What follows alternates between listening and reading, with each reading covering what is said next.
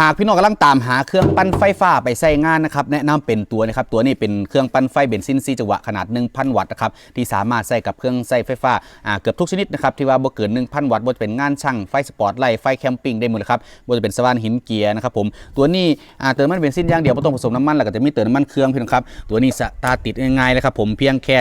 เปิดสวิตช์แล้วก็ดึงโซ่ขึ้นมาแล้วก็สตาร์ทได้เลยครับเพียงแค่สตาร์ทเขาก็สามารถแปลงมาเป็นไฟบ้านได้เลยครับผมโดยเป็นพวกไฟแคมปิ้งนะครับไฟสปอร์ตไลท์ LED 500 วัตต์ 600 วัตต์นะครับโหลดได้สบายๆนะครับเนี่ยสว่างตาแตกแบบนี้เลยครับผมตัวนี้เครื่องจะนิ่มจะเงียบพี่น้องครับเสียงบ่ดังมากนะครับบ่รบกวนนะครับผมบ่รบกวนเพื่อนบ้านนะครับเอาไว้ไป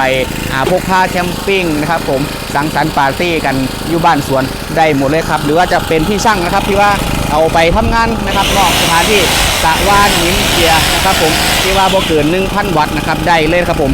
แนะนำครับหาพี่น้องลังตามหาเครื่องปั้นไฟเบนซิน4จังหวะมาเอา 1,000 วัตต์ตัวนี้ไปใช้งานกันสินค้าถูกปกขายดีมากเลยครับผมกดที่ตะกร้าล่างครับ